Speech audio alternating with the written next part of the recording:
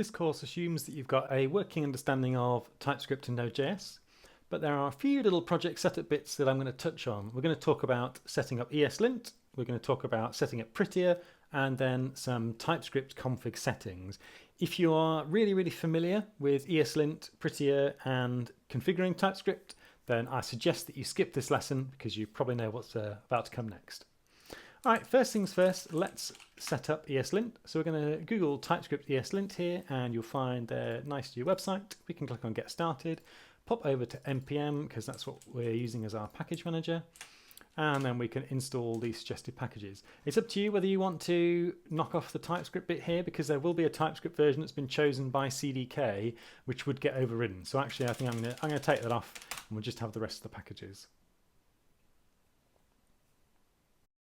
Next, I'm going to take this config here and place it into a .eslint rc.js file.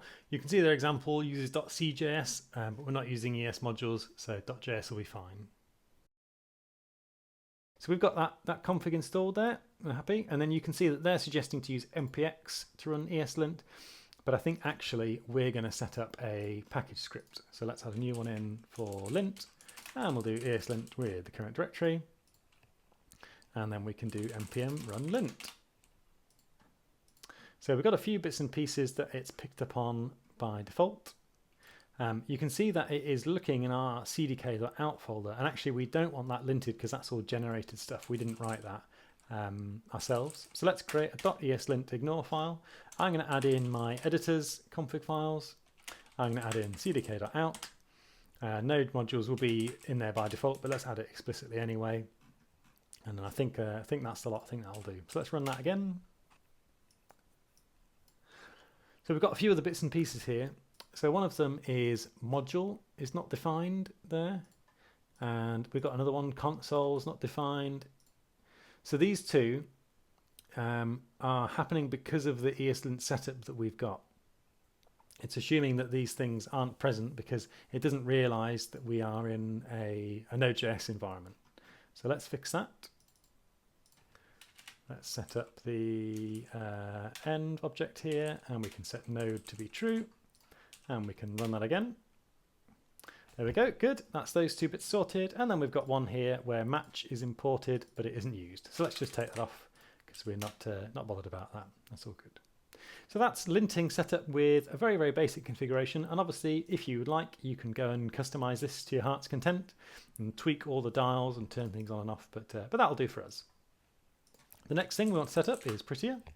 So we'll Google it again, we'll find the Prettier website, we'll click on install Prettier, and then it gives us the similar sort of thing. It helps us install it with an npm command. And then it's saying that we should create an emptier Prettier RC file, but actually, I would like to set up a couple of options in here. So this is when it gets really tricky, because you have to choose a style that everyone's happy with. So I'm going to say that tab width is 2, that's my preference, and I'm going to say single quote to be false. I prefer speech marks personally, because I like to write single quotes in strings, for example, in test descriptions. So that's just my preference. You don't have to use this config if you don't want to. Use whatever you like. And then we can create another package script, and let's call this one format. And we're going to run Prettier, whoops, with the right option, and we're going to write everything that is JS in the current directory, everything that's JSON, and then let's have lib, any TypeScript in there, and bin, any TypeScript in there. And I think that will probably do for us.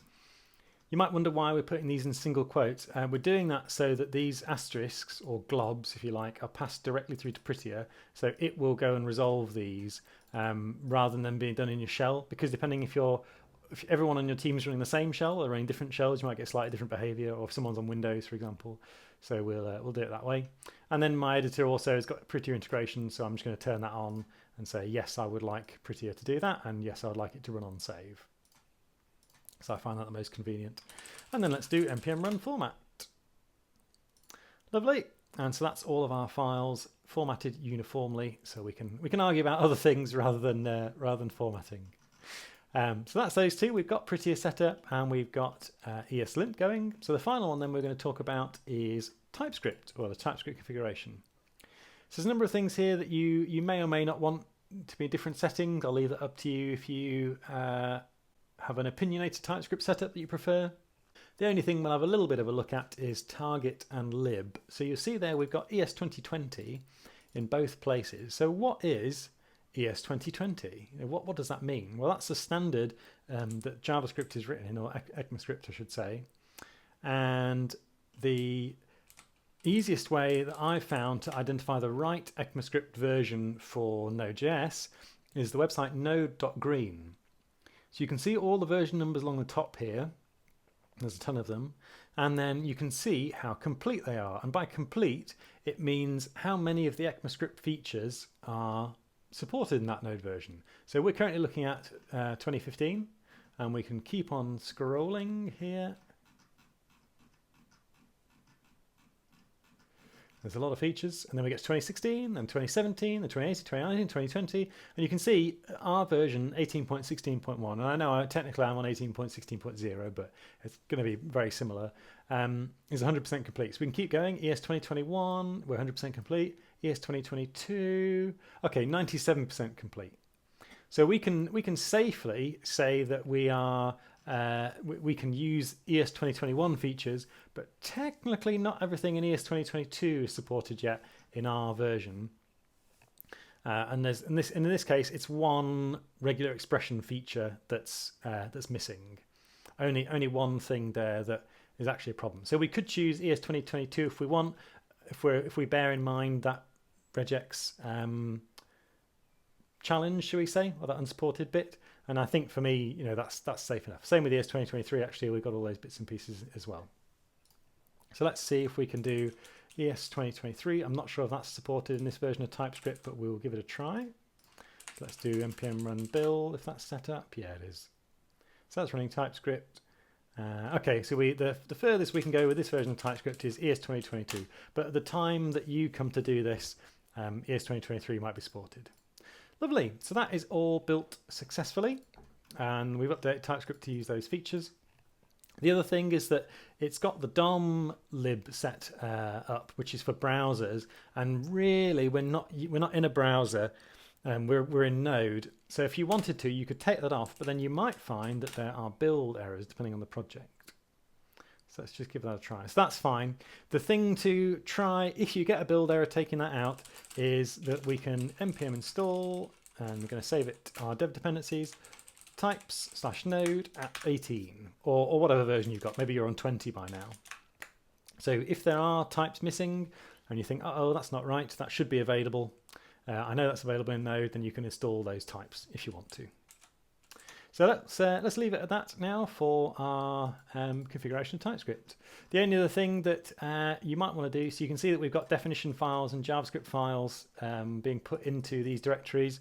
I have known these to get picked up by mistake in the past, and so a preference of mine, if you like, is to go into compiler options here. Sorry, let me make that a little bit more easy to read, and we can set out there to be something like dist.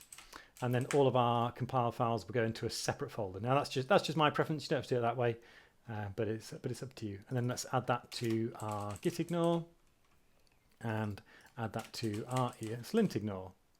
And then we can run an npm run build just to make sure that's all okay. Lovely.